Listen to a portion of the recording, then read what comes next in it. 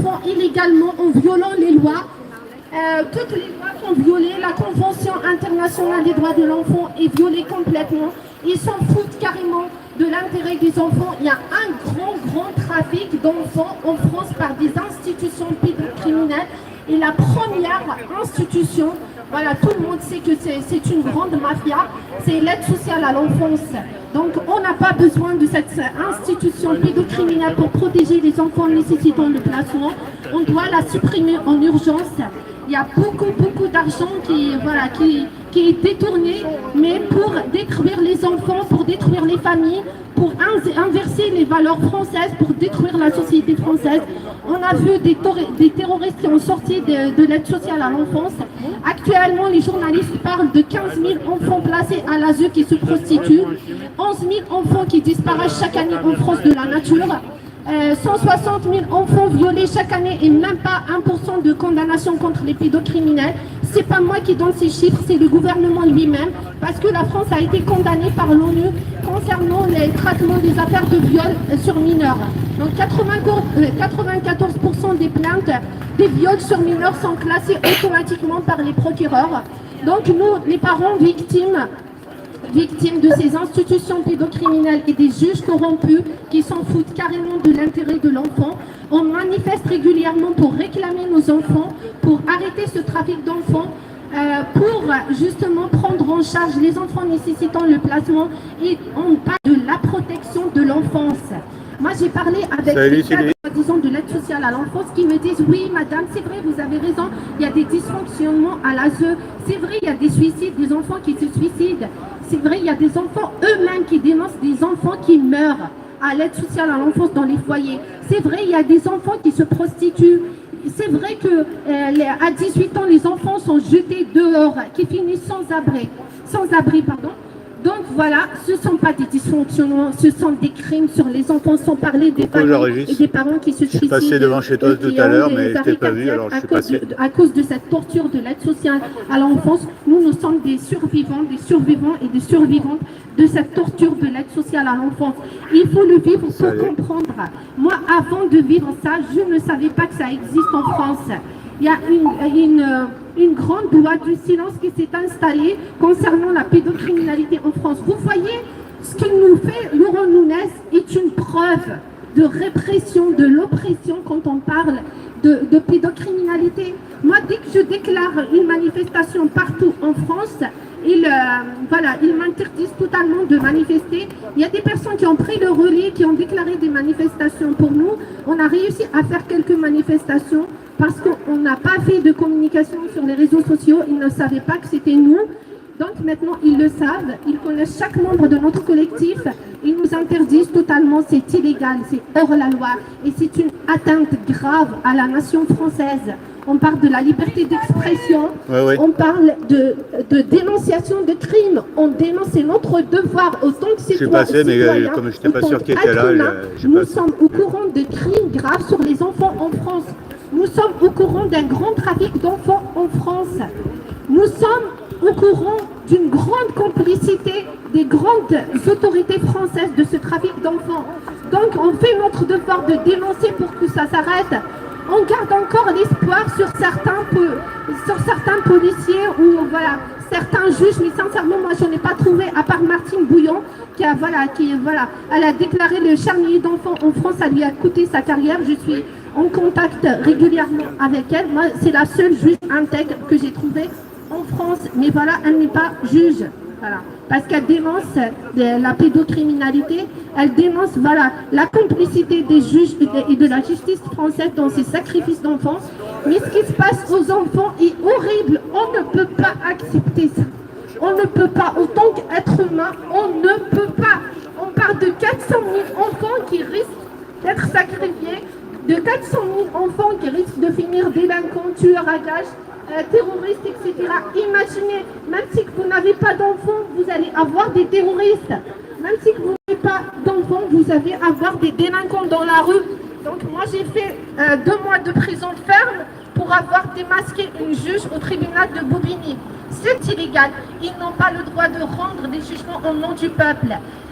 Aussi, les juges, les magistrats, les procureurs sont nommés par le président de la République et le ministre de la Justice, ce qui ne garantit pas la séparation des pouvoirs mentionnée dans l'article 7 de la Déclaration universelle des droits de l'homme.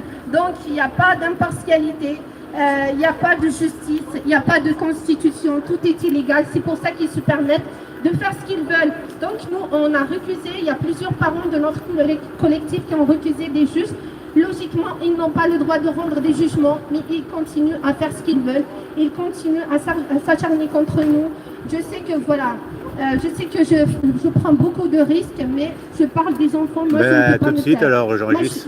Si je garde le silence, je serai morte déjà en étant vivante. Donc, je vais continuer, qu'ils le veulent ou non.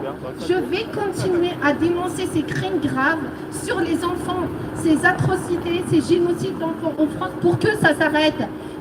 On dénonce pour qu'ils ouvrent des enquêtes sur les foyers, sur le travail de l'aide sociale à l'enfance. Il faut que ça s'arrête, il faut qu'on supprime cette institution pédocriminelle. Il faut qu'il y aura une justice pour les enfants en France. On parle des enfants, on ne parle même pas de nos droits en tant que parents. On est privé illégalement de nos enfants. On demande justice à tous les enfants victimes de viols et d'inceste. On demande justice à tous les parents privés de vivre avec leur famille bienveillante à cause de la torture de l'aide sociale à l'enfance. Donc voilà, on récuse les juges. Ils continuent à rendre des jugements. Récemment, Stéphanie a recusé la juge d'Évreux. Elle a rendu un jugement. Elle n'assumait même pas son travail. Elle n'a pas signé son jugement. Elle a fait une signature électronique.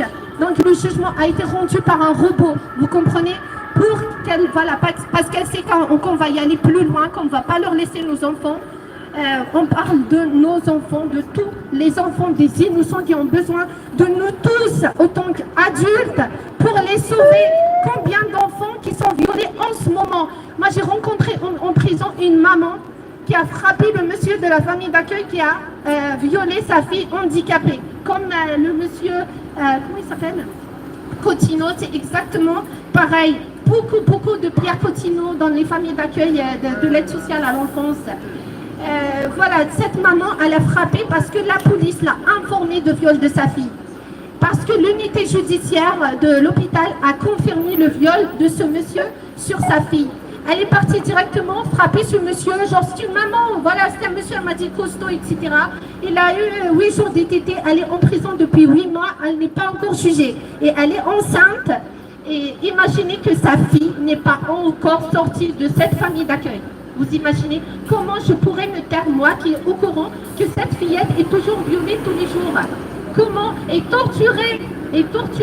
J'ai rencontré aussi une éducatrice qui travaille et qui lutte contre l'aide sociale à l'enfance en prison. Donc, cette éducatrice, elle travaille dans un foyer qui ne dépend pas de la secte de l'aide sociale à l'enfance. Ils font un travail remarquable, mais ils leur donnent des enfants carrément détruits. Donc, elle m'a parlé d'une petite fille de 3 ans et demi qui a été torturée par son grand-père, son père et sa maman qui filmait, qui vendait les vidéos. Cette fille a été détruite carrément, elle est déchirée du devant au derrière. C'est sa maîtresse qui a remarqué la descente d'organes, vous imaginez? C'est sa maîtresse qui l'a amenée aux toilettes et elle souffrait, la fille, et elle a remarqué la descente d'organes, elle l'a signalé, elle l'a amenée à l'hôpital. Donc ils ont placé les enfants, ils ont dénoncé, elle a eu des cicatrices ici, partout, etc. Donc si elle n'a pas été sauvée, cette fille, par la maîtresse, elle allait finir comme Émile. Voilà, vous savez combien il a eu le père? Avec des vidéos, des preuves, les dénonciations des enfants, ils ont trouvé des vidéos, la police a fait son travail. Il y a des policiers qui font leur travail, moi, ils me l'ont dit. Par exemple, dans mon affaire, ils me l'ont dit. Les petites filles, elle est avec la chirurgie plastique, elle marche avec son utérus a été complètement endommagé et elle marche avec des bouchons. Donc, vous imaginez l'horreur, son père a eu 6 mois de prison ferme. 6 mois de prison. Il sort au bout de 3 mois, peut-être, il va solliciter le juge pour récupérer ses enfants. Sa mère, qui est complice, elle a eu 18 mois de sursis, elle n'a pas vu la prison. Moi, je suis une maman digne, je le dis. Je ne veux pas que mes enfants finissent pédocriminels. J'ai fait 2 mois de prison ferme. Mais je dis à ces pédocriminels que moi, cette expérience de la prison est positive pour moi. Parce que vous m'avez donné beaucoup de force pour encore soutenir les parents, pour encore dénoncer, pour encore sauver des enfants. Parce que j'ai découvert aussi le monde à l'envers en prison. 70% des Françaises en prison sont sorties de l'aide sociale à l'enfance. Vous imaginez, bon, il y a beaucoup de choses à dire aussi par rapport à la prison, mais on reste toujours sur les enfants. Donc, s'il vous plaît, continuez, s'il vous plaît, à dénoncer malgré la répression. Il ne faut pas avoir peur. Donc, on parle des enfants qui nous attendent en ce moment. Moi, comme je dénonce, ils ont donné la garde exclusive au père incestueux qui a l'affaire pénale en cours. Imaginez s'il y aura un juge qui va faire son travail, des preuves, il y en a vraiment beaucoup. Imaginez s'il sera condamné, comment ils vont être tous ces complices de l'aide sociale à l'enfance, les éducateurs, les juges, qui ont en plus, imaginez que ces juges se permettent de me décrire comme défaillante en tête sur le jugement. Comme titre, maman, et voilà, la mère, mon nom, prénom, mon adresse, et en titre, défaillante, comme si c'est ma fonction. De quel droit ce juge se permet de me donner cette étiquette? Donc vous voyez, pour eux, le père, il accepte de travailler avec la secte, il collabore, il pense à l'intérêt de ses enfants, donc c'est un bon papa. Ils s'en foutent s'il les a violés, s'il les a torturés, si les enfants vont devenir des pédocriminels, sachant que les enfants, s'ils ne sortent pas de ce calvaire, ils reproduisent automatiquement après. Donc vous voyez, ce qui se passe est très très grave, s'il vous plaît. Aidez-nous à arrêter ces massacres d'enfants. Donc nous, on va faire tout. On va solliciter la Cour de justice européenne. On va même solliciter le JAG, donc voilà, l'armée internationale, etc. Parce qu'on a sollicité officiellement l'armée française, mais on n'a pas eu de réponse. Donc moi, quand j'ai parlé avec la secte de l'armée française, ils ont tremblé. Mais voilà, mais jusqu'à maintenant, l'armée ne veut pas bouger. La police nous dit, voilà, ils se permettent de faire des contrôles d'identité à n'importe quel citoyen qui porte un t-shirt anti-pédocriminalité.